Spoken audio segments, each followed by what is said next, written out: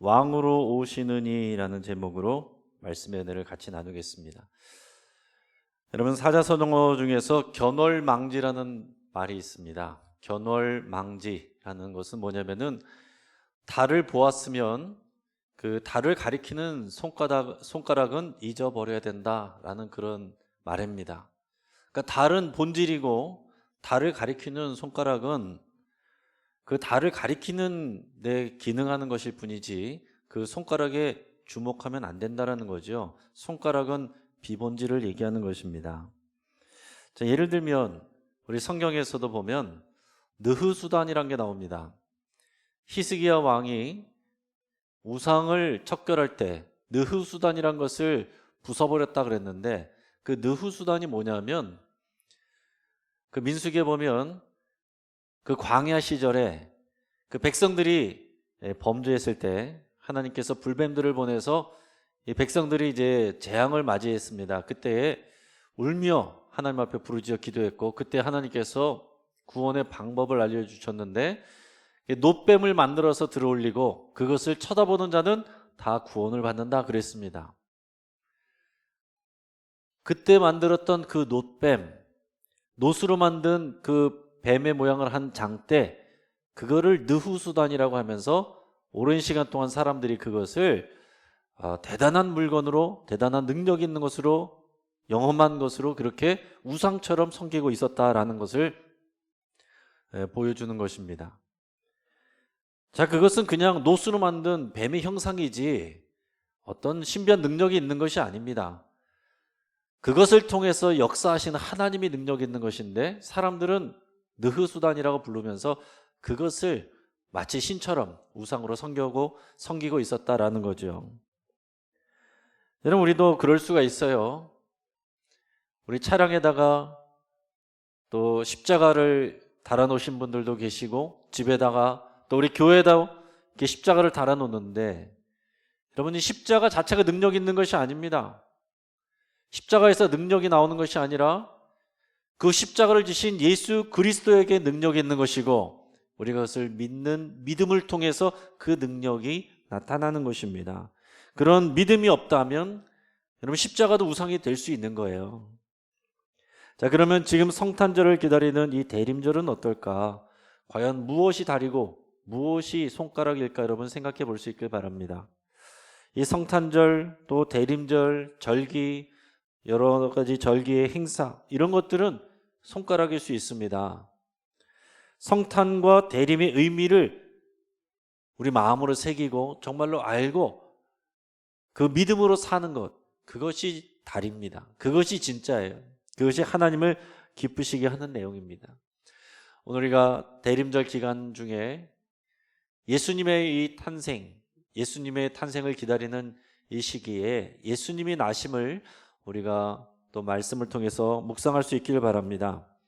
누가복음에는 예수님의 탄생과 관련된 이야기가 복음서 중에서 가장 자세하게 나와 있습니다.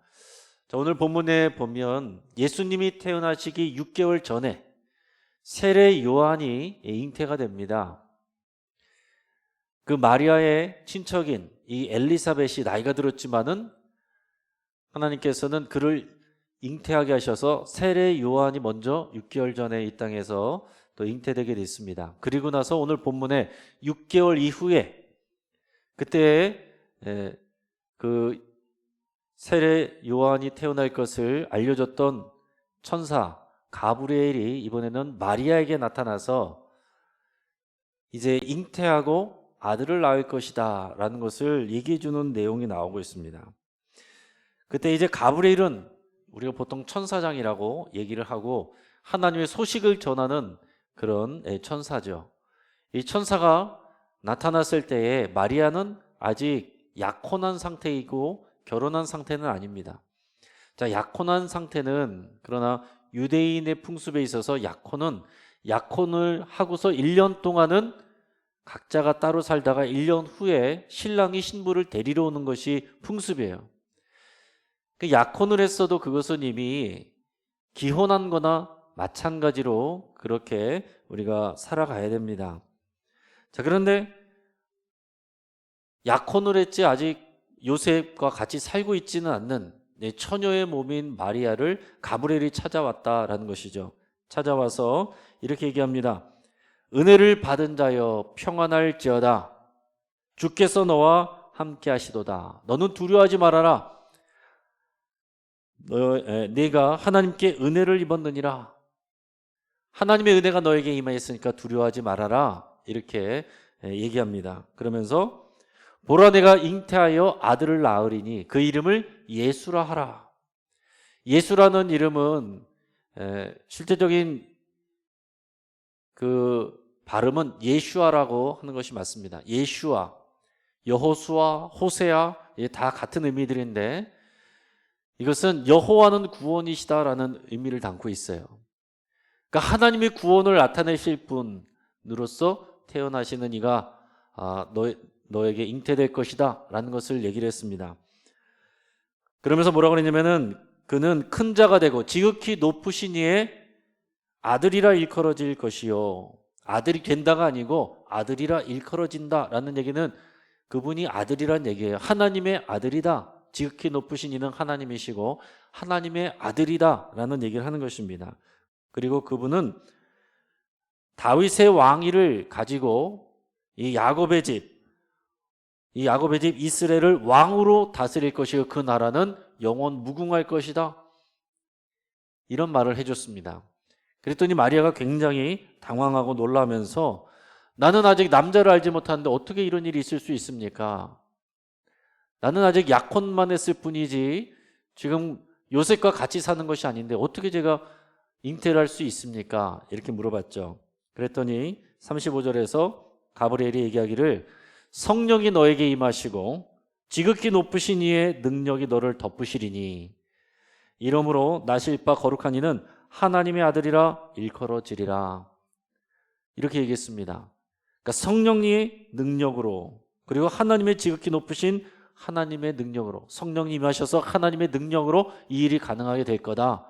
그러면서 무슨 얘기를 했냐면은 너희 친척 엘리사벳이 나이가 들어서 임신할 수가 없게 되었지만은 그러나 하나님의 은혜로 잉태해서 지금 아기가 자라는 것을 보지 않느냐. 그것을 예로 들면서 이것을 믿으라 얘기하고 있습니다. 그랬더니 마지막 절에서 38절에서 마리아가 이렇게 대답합니다. 대적 하나님의 모든 말씀은 능하지 못하심이 없느니라. 이게 37절이고요. 38절에서 주의 여종이오니 말씀대로 내게 이루어지이다 이렇게 얘기했습니다. 그러니까 하나님의 말씀이 능력이시고 그 말씀이 선포되면 저는 주의 종이고 순종하는 자이니까 저에게 그 말씀이 그대로 이루어질 줄을 믿습니다. 이렇게 고백을 한 것입니다. 이게 오늘의 본문의 내용입니다. 자, 그런데 이 예수님의 탄생에 관한 이 성경 말씀을 통해서도요, 여러분 기독교 역사 가운데서 정말 많은 이야기들이 있었습니다. 오늘 이 본문을 볼 때 우리는 달을 볼 수 있고 손가락을 볼 수도 있어요. 정말 우리는 달을 봐야 되는데 이 기독교 역사에서 수많은 사람들이 손가락을 보는 일들이 많았습니다. 그럼 과연 손가락을 보는 일들이 뭐였겠느냐? 이 예수님의 탄생과 관련된 이 하나님의 말씀을 읽으면서 정작 봐야 될 달을 보지 못하고 손가락을 보는 일들은 어떤 것이었겠느냐? 제가 그것을 몇 가지 말씀을 드리겠습니다. 첫째는 천사와 관련된 논쟁들이 있었어요. 오늘 여기서 보면은 이 말씀을 전한 사람이 전한 이가 천사였습니다. 가브리엘이라는 천사였습니다. 옛시대부터 그랬지만 그 이후에도 그랬고 일단의 무리들은 이 천사를 숭배하는 사람들이 있었습니다. 천사를 신처럼 숭배하고 아니면은 하나님께로 나가는 어떤 중간 단계처럼 우리를 도와주는 중간 단계로서 중보자처럼 그렇게 섬기는 사람들이 있었어요. 반대로 어떤 사람은 천사를 믿지 않는 사람들도 있습니다. 그럼 어떤 것이 맞습니까? 둘 다 맞지 않는 거예요. 천사는 지나친 관심의 대상이 돼서도 안 되고 신격화 돼서도 안 되고 그렇다고 반대로 무시돼서도 안 됩니다. 우리는 말씀 그대로 천사에 대해서 이해하고 받아들여야 됩니다. 골로새서 우리 말씀을 좀 보겠는데 골로새서 2장 18절 19절 말씀을 보면 이런 내용이 나옵니다. 아무도 꾸며낸 겸손과 천사 숭배를 이유로 너희를 정죄하지 못하게 하라. 자, 이 내용이 있습니다. 이게 무슨 내용이냐? 이것을 공동번역으로 그 다음에 보겠습니다. 공동번역으로 한번 보여주시면은, 자, 일부러 겸손한 체하며 천사들을 숭배하는 사람들에게 속아서 여러분들의 상을 빼앗기는 일이 없도록 하십시오 그랬습니다. 이 골로새 교회는 초대교회예요. 근데 초대교회 안에 어떤 일이 있었습니까? 천사들을 숭배하는 사람들이 있었다는 것입니다. 천사들을 숭배하는 사람들 때문에 그들에게 속아서 너희들의 상을 빼앗기고 너희들의 믿음을 비진리에 유혹돼서 미혹되지 말아라, 그 얘기를 하는 것입니다. 자, 천사 숭배하는 사람들이 초대교회에 있었어요.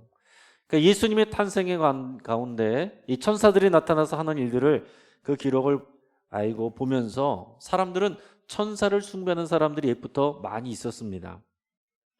자, 그런데 천사는 어떤 존재입니까? 히브리서 말씀 1장 14절을 보면 이렇게 되어 있습니다. 모든 천사들은 섬기는 영으로서 구원받을 상속자들을 위하여 섬기라고 보내심이 아니냐. 천사들은 어떤 존재이냐? 섬기는 영이다 그랬습니다. 누구를 섬기느냐? 하나님을 섬기고, 그리고 구원받을 상속자들, 저와 여러분들이에요. 사람을 섬기라고 하나님께서 보내신 자들이 천사입니다. 그러니까 천사는 우리 사람을 섬겨주는 존재지 우리의 경배와 신뢰와 믿음의 대상이 아니다라는 것입니다. 자, 물론 천사는 영적인 존재이고 인간보다 뛰어난 어떤 능력을 갖고 있어요. 그러나 천사는 하나님의 상속자들이 아닙니다. 하나님의 후사가 아니에요. 오직 인간이 하나님의 후사고 하나님의 자녀이고 하나님의 상속자가 되는 것입니다. 그렇기 때문에 우리는 말씀을 그대로 그걸 믿어야 되는 것입니다. 근데 어떤 사람들은 반대로 이 천사에 대한 내용들을 얘기하는 것을 비과학적이다 이렇게 치부해버리고 무시하는 사람들도 있습니다. 이 시대에 많은 사람들이 천사를 믿지 않는 사람들도 많이 있어요. 비과학적이다. 그런데도 보면은 참 우스운 것이, 그러면서 말도 안 되는 이 좀비 영화 같은 거를 좋아하고, 그런 것들은 또 잘 믿습니다. 지나친 관심이나 지나친 숭배나 반대로 무시하는 거나 다 이것은 본질적인 일들이 아닙니다. 이것은 마리아의 고백처럼 우리는 말씀대로 믿는 것이 중요한 것이지 거기에 집착하거나 무시하거나 이것은 본질적인 부분이 아니고 아주 지엽적인 일이고 손가락에 관심을 갖는 일이 되는 것입니다. 자, 또 하나 이 본문과 관련돼서 사람들의 관심이 또 어디에 있었냐면은 마리아에게 관심이 많이 가 있습니다. 지금도 가톨릭 교회는요, 이 마리아를 숭배하는 것들이 굉장히 많이 있습니다. 가톨릭 성당에 가면 항상 그 앞에는 마리아 동상이 있고 거기 들어가는 성도들은 항상 그 앞에서 기도하고 고개 숙여 인사하고 들어가는 것을 여러분 주변에서 아마 보셨을 수 있을 겁니다. 왜냐하면 이 마리아를 중보자처럼 생각하는 그런 믿음이 있어요. 그러니까 예수님이 진정한 중보자신데 예수님에게 직접 나가기보다는 예수님의 어머니이신 마리아에게 도움을 구하는 것이 마리아가 더 편하다는 거죠. 마리아가 더 사랑으로 이해해주고 우리와 같은 인간이었으니까 잘 도와줄 거라는 그런 생각으로 마리아를 섬기는 이런 것들이 가르쳐지다 보니까 어떻게 되냐면은 점점점 마리아가 신격화되는 것입니다. 예수님의 어머니 마리아가 신격화되는 거예요. 그러면서 어떻게 되냐? 지금 가톨릭에서는 마리아는 죄가 없다. 이것을 교리로 정해놨습니다. 더 나아가서는 마리아는 죽지 않고 승천했다. 이것을 이렇게 가르치고 있습니다. 예전에 교황 바로 2세인가요? 그 교황이 우리나라에 왔을 때 사람들이 난리 나고 뭐 좋아하고 뭐 뉴스에도 엄청나게 나오고 그 당시에 교회에서 가톨릭 성당으로 간 사람들이 굉장히 많았습니다. 그런데 그 교황이 우리나라에 오자마자 한 일이 뭐였냐면은 성모 승천 대축일 미사를 집전한 일이었습니다. 그게 8월 15일인데 성모 마리아가 8월 15일 날 승천했다라고 교회가 그렇게 정한 거예요. 가톨릭 교회가. 그래서 그날은 성모 마리아가 승천한 날로 제사를 드리는 축일입니다. 여러분, 이것은 성경적이지 않은 것입니다. 성경이 없는 내용인데 가톨릭 교회가 그렇게 정한 거예요. 그렇게 정한 것이고 그것을 성경의 말씀처럼 그렇게 믿고 있는 것입니다. 여러분, 마리아는 신이 아닙니다. 중보자도 아니에요. 마리아는 평범한 여성입니다. 오늘 성경에서 보면 28절에 보면 가브리엘이 뭐라고 얘기합니까? 은혜를 받은 자요, 이렇게 얘기합니다. 그리고 30절에서도 하나님의 은혜가 너에게 임하였다. 그러니까 은혜를 받았다라는 얘기예요. 그러니까 예수님을 잉태하게 된 것은 하나님의 은혜이지 마리아의 능력이 아니다라는 것입니다. 은혜라는 것은 받을 자격이 없는 자에게 하나님이 선물로 주시는 게 은혜예요. 마리아의 공로가 아닙니다. 마리아의 능력이 아니에요. 하나님의 은혜, 하나님의 선물로 예수님이 마리아에게 오신 것입니다. 마리아는 그냥 평범한 우리들과 똑같은 그런 사람입니다. 하나님께 은혜를 받은 평범한 사람이에요. 우리가 이 마리아를 예수님의 육신의 어머니로서 존경할 수는 있습니다. 그렇지만은 그 이상으로 나가면 안 된다는 거예요. 그 이상으로 집중하거나 그 이상으로 관심을 갖거나 그 이상으로 사랑하거나 그 이상으로 신격화하거나 그것은 잘못된 일입니다. 그것은 마치 느흐수단과 같은 일이 된다라는 얘기예요. 많은 사람들은 이 마리아에 대해서 많은 질문들 갖고 관심을 가졌어요. 그래서 이거 마리아에 대해서 또 반대하는 사람들은 이런 생각들을 했습니다. 동정녀, 그러니까 남자를 알지 못하는 수처녀가 어떻게 잉태할 수 있느냐, 이렇게 접근하는 사람들이 많았습니다. 그러면서 성령으로 잉태되었다, 그것을 어떻게 이해할 수 있느냐, 그러면은 성령님이 아빠냐? 성령님은 염색체가 없는데 Y 염색체, X 염색체 이렇게 만나서 또 정자와 남자가 만나서 사람이 되는 것인데 그러면 어떻게 성령에게서 정자가 올 수 있느냐? 이런 식으로 접근하는 사람들은 동정녀 마리아의 잉태를 도대체 믿을 수가 없다라는 거죠. 제가 아는 어떤 철학과 교수님도 그런 고백을 한 적이 있어요. 이제 뒤늦게 신앙을 갖게 되고 이제 세례를 받게 됐는데 다른 것은 다 대답했는데 이제 세례 문답에서 목사님이 물어볼 때 동정녀 마리아가 잉태한 것을 믿습니까? 이렇게 했습니다. 그 순간 대답을 안 하는 거예요. 도저히 이것은 자신의 이성적으로는 대답을 할 수가 없는 것입니다. 그래서 이분이 그거는 산부인과 의사에게 물어보십시오, 이렇게 얘기해가지고 그때는 세례를 못 받았다라는 얘기를 제가 들은 적이 있습니다. 그 다음 기회에는 믿습니다, 이렇게 얘기를 하고서 세례를 받았다라는 얘기를 들었어요. 그리고 또 유명한 예화가 있죠. 지금은 돌아가신 구봉서 장로님이 한참 이제 초신자 때 성경 공부를 하는데 그 성경 공부 그룹에서 이 동정녀 마리아의 잉태하는 이 장면을 성경 공부를 하고 있었습니다. 그랬더니 또 어떤 사람이 어떻게 처녀가 잉태를 할 수 있습니까? 말이 됩니까? 이것을 따져 물었어요. 그때 이 구봉서, 그 당시에 이제 젊은 집사님이었는데 구봉서 집사님이 그런 말을 했다고 그러죠.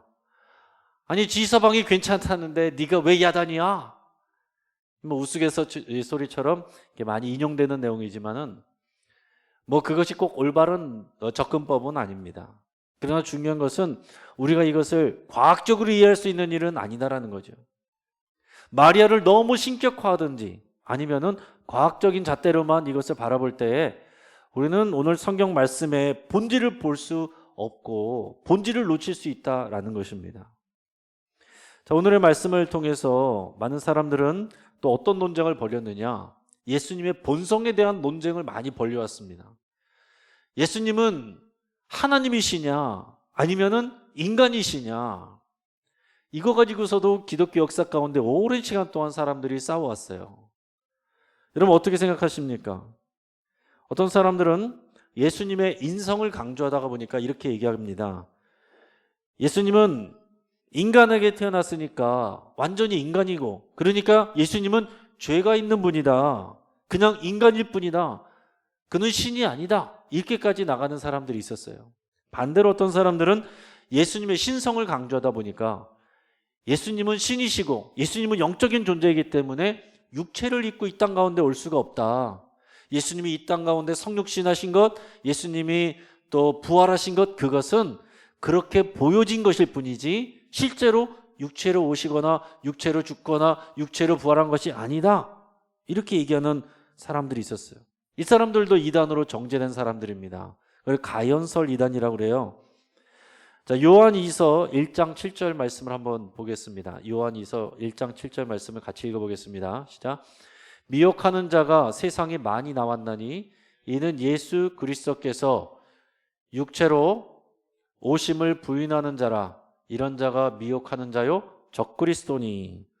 자, 뭐라 그랬습니까? 예수 그리스도께서 육체로 오신 것을 부인하는 자가 미혹하는 자고 적그리스도다 그랬습니다. 그러니까 예수님의 성육신, 예수님이 육신으로 인간으로 이 땅에 오셨다는 것을 부인하는 자는 이단이고 적그리스도다.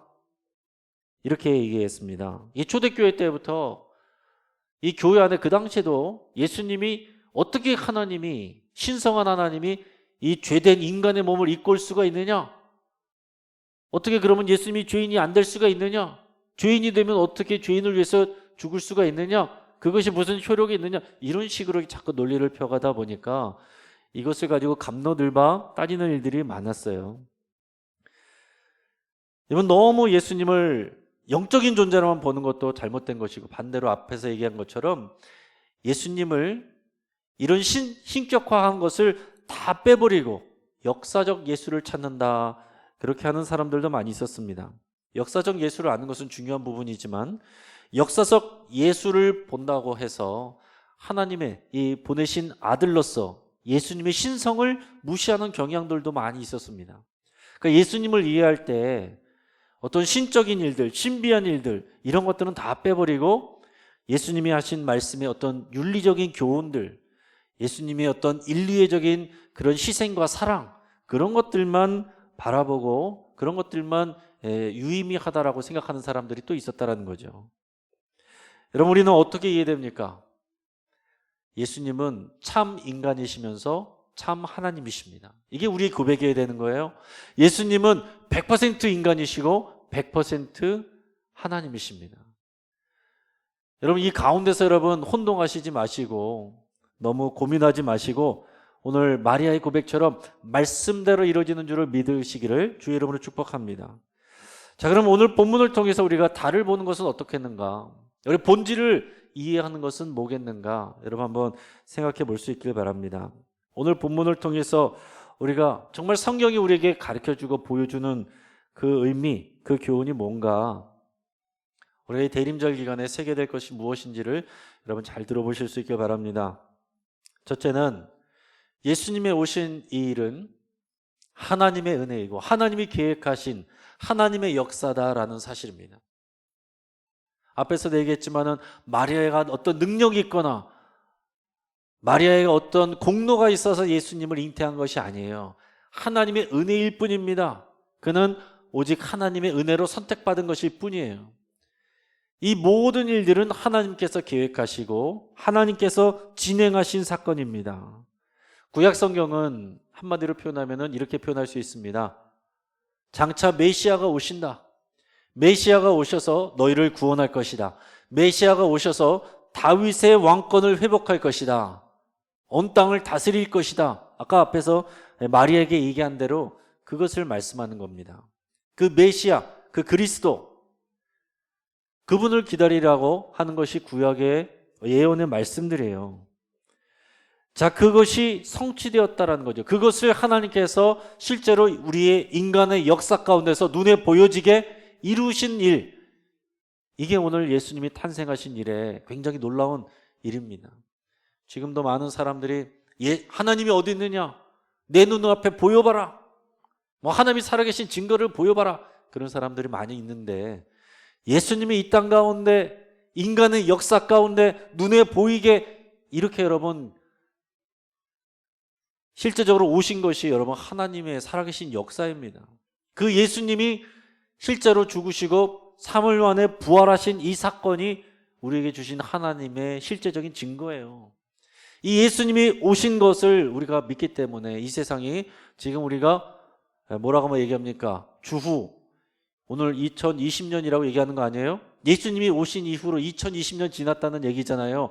온 세상 사람들이 크리스마스를 다 이때를 즐기고 주후 2020년이라고 말하는 거 다 뭡니까? 이 땅에 있는 이 세계의 역사에 하나님의 말씀이, 하나님의 약속이 실제적으로 2020년 전에 이 땅 가운데 이루어졌다. 하나님의 사건, 하나님의 역사, 그것이 약속대로 성취되었다라는 얘기입니다. 여러분, 이것을 오늘 본문을 통해서 마음에 새길 수 있길 바랍니다. 우리의 관심이 손가락으로 하면 안 된다는 거예요. 이것은 DNA 문제, 여러분, 관심 가질 일이 아닙니다. 이것은 다윗의 언약, 다윗의 자손인 요셉, 그리고 그의 아내 마리아, 그분을 통해서 하나님의 약속대로 다윗의 후손 중에 진정한 왕이 오신다라는 그 약속이 성취된 사건입니다. 이건 하나님의 표적이에요.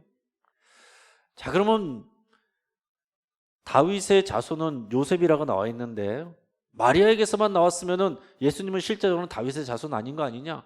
우리가 뭐 곰곰이 생각하면 별의별 생각을 다 할 수도 있어요. 굉장히 논리적이고 합리적이지만은 진리를 보는 데는 유효하지 않습니다. 여러분, 이것은 하나님께서는 다윗의 자손인 요셉을 통해서 그의 아내 마리아를 통해서 하나님께서 은혜로 표적으로 예수님을 이 땅에 보내신 것이지, DNA가 어떻게 된 것이냐, 유전적으로 어떻게 된 것이냐, 그게 중요한 부분이 아니다라는 것입니다. 하나님은 무에서 유를 창조하시는 하나님이신데 그런 DNA 문제 가지고 하나님께서 어려움을 겪는 분이 아니세요. 우리가 알아야 될 것은 예수님이 오신 것은 하나님의 약속의 성취이고 하나님의 은혜이고 살아계신 하나님이 여전히 역사하고 계신다.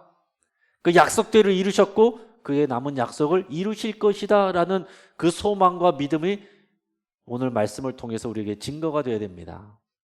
자, 또 하나, 두 번째는 오늘 이 본문을 통해서 우리 알아야 될 것은 예수님은 왕으로 오셨다라는 것입니다. 예수님이 왕으로 오셨다라는 거예요. 오늘 33절에서 뭐라고 그랬냐면은 영원히 야곱의 집을 왕으로 다스린다 그랬습니다. 그리고 그 나라가 무궁하다 그랬습니다. 여러분, 예수님은 왕으로 이 땅에 오셨고 다시 오실 때는 모든 사람이 볼 수 있는 왕으로 오십니다.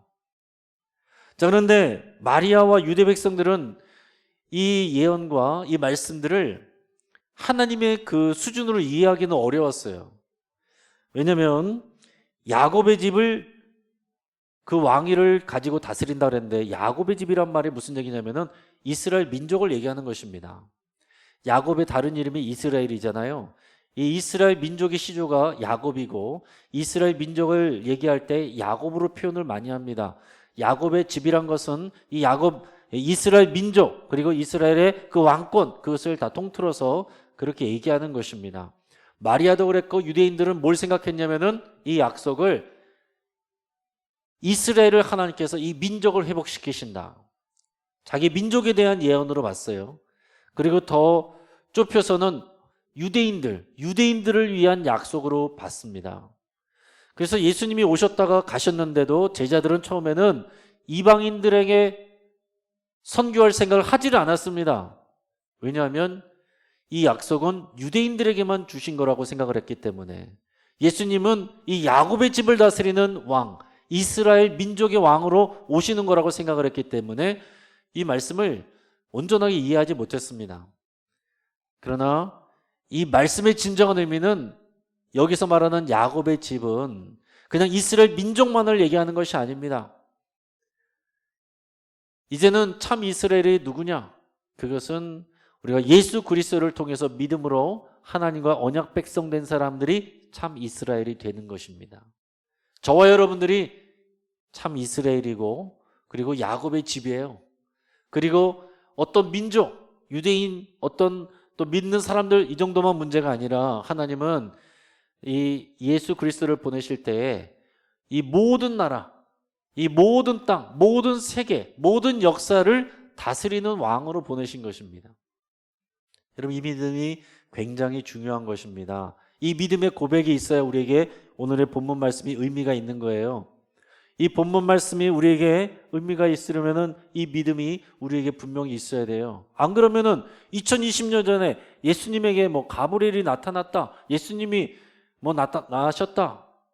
그런데 지금 우리가 무슨 상관입니까? 그런데요, 나는 지금 코로나로 인해서 어렵고 경제적으로 어렵고 질병 들려서 어려운데 2020년 전에 있었던 그 일이 나와 무슨 상관입니까? 이렇게 된다니까요. 여러분, 지금 2020년에 예수님은 여전히 왕으로 계십니다. 이 역사를 다스리고 계세요. 이 코로나 못 잡고 있는 이 나라와 전 세계가 다 어려움을 당하고 있지만은, 여러분, 예수님은 이 땅의 모든 역사의 왕으로서 오시는 것입니다. 이미 오셨고 그렇게 다스리고 계시고, 지금 이 시기에 이 세계의 역사가 다 주의 손에 있다라는 것을 우리는 고백하는 것입니다. 지금 코로나로 인해서 여러 가지 어려움을 교회도 당하고 있지만은, 그렇다고 해서 우리가 망하는 것이 아닙니다. 교회 없어진다고 교회가 진짜 망가지는 것도 아닙니다. 성전이 무너졌다고 해서 이스라엘이 사라지지 않은 것처럼, 여러분, 교회 몇 개 문을 닫았다고 해서 교회가 없어지는 게 아니에요. 그것이 진짜 문제가 아닌 것입니다. 진짜는 오늘 이 본문을 통해서 예수님이 정말로 나의 왕으로 오셨는가, 우리 가정의 왕으로 오셨는가, 이 민족과 이 세계의 왕으로 오셨는가, 그것을 우리가 믿음으로 받는 것입니다. 자, 마지막으로는요, 오늘 본문을 통해서 우리가 깨달아야 될 본질은 뭐냐면 하나님의 말씀대로 이루어진다라는 내용입니다.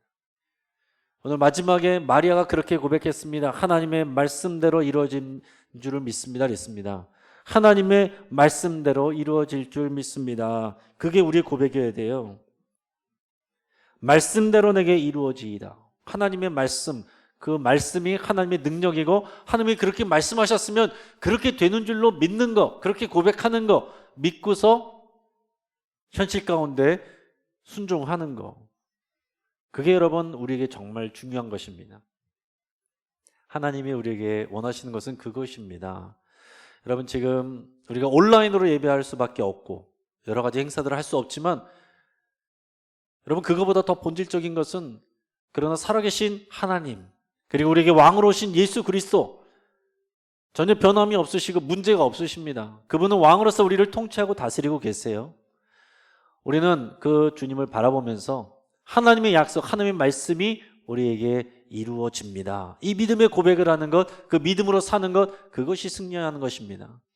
이 코로나 기간 동안에 여러분, 이 믿음이 흔들리지 않기를 축복합니다. 이 코로나 기간이 정말 이 교회를 시험하는 시간이 된다고 생각합니다. 이 코로나 기간이 교회의 참신앙을 테스트하는 시간이 된다고 생각해요.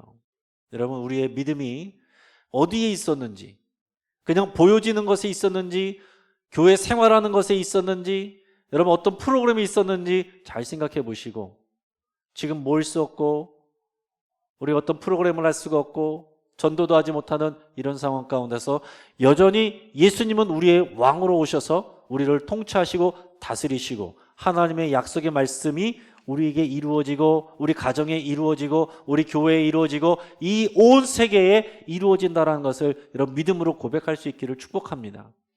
그게 달을 보는 거예요. 여러분, 이제 말씀을 정리하겠습니다. 성탄을 기다리는 우리의 마음이 무엇입니까? 여러분, 무엇을 기대하고 무엇을 의지합니까? 우리의 성탄절 칸타타도 못하고, 성탄절을 맞이해서 우리가 교회학교 발표회도 못합니다. 우리 이번 성탄절 예배는 온라인으로 드려야 될지, 또 격상되면은 그마저도 어떻게 될지 잘 모르겠습니다. 여러분, 그러나 그것이 본질은 아닙니다. 여러분, 그것은 손가락이에요. 달을 보시길 바랍니다. 예수님께서 약속대로 오셨고, 그 예수님께서 약속대로 다시 오십니다. 그 가운데 지금 우리는 예수님을 왕으로서 믿고 고백하고 우리가 신앙생활 하는 것입니다. 여러분, 어떤 사람은 이 지금 코로나 상황 속에서 교회가 많이 비판받고 어려움을 당하고 있습니다. 어떤 사람들은 이것을 당연하게 여기면서 교회를 오히려 손가락질하고 비판하는 사람들이 있습니다. 그리스도인들 가운데서. 여러분, 이것은 우리가 자기 스스로를 통해 자복하는 일에서는 맞습니다. 그러나 마치 교회 밖에 있는 사람처럼 같이 똑같이 비난하는 것은, 여러분, 내가 누구인지 정체성에 대해서 잘 생각해 보셔야 됩니다. 또 어떤 사람은 반대로 이러한 모든 상황들을, 교회가 어려진 상황들을 우리가 반성하고 돌아보기는 커녕 이것을 모두 음모라고 얘기하면서 분노하는 사람들도 있습니다. 모든 것이 남 탓으로 하면은요, 여러분, 우리가 신앙의 본질을 놓칠 수가 있어요. 우리는 이 상황들 가운데서 여전히 왕으로서 역사하고 계시는 우리 주님을 바라봐야 됩니다. 우리는 지금 약속대로 오셨고 약속대로 다시 오실 예수 그리스도를 사모하고 기다릴 수 있기를 바랍니다. 여러분, 하나님에게는 아무 문제가 없습니다. 코로나로 인해서 어렵고 교회가 어렵고 우리들의 삶이 어렵지만은 하나님의 말씀은 하나님의 뜻대로 이루어집니다. 이 믿음이 저와 여러분들의 믿음의 고백이 되고, 이 말씀을 믿는 이 믿음 안에서 여러분 이기고 승리하시는 여러분의 삶 되시기를 주의 이름으로 축복합니다. 같이 한번 기도하겠습니다. 할렐루야. 하나님 아버지 감사합니다. 하나님, 예수님이 우리의 우주적인 왕이십니다. 우리의 진정한 구원자이십니다. 우리에게 선물로 오셨습니다. 우리가 백신을 기다리고 치료제를 기다리고 경제 회복을 기다리고 현장 예배 회복을 기다리고 건강 회복을 기다리고 진로 해결을 기다리는 것보다 왕으로 오신 예수님을 우리가 더 사모하고 기다리고 기대하고 또 의지하게 하여 주시옵소서. 우리 삶 가운데, 우리 가정 가운데, 우리의 삶 가운데, 우리의 교회 가운데, 이 세상에 모든 것이 하나님의 약속과 그 말씀대로 이루어지는 줄을 믿고 우리가 그 믿음 가운데서 이기고 승리하게 하여 주시옵소서. 감사하고 예수 그리스도 이름으로 기도합니다. 아멘.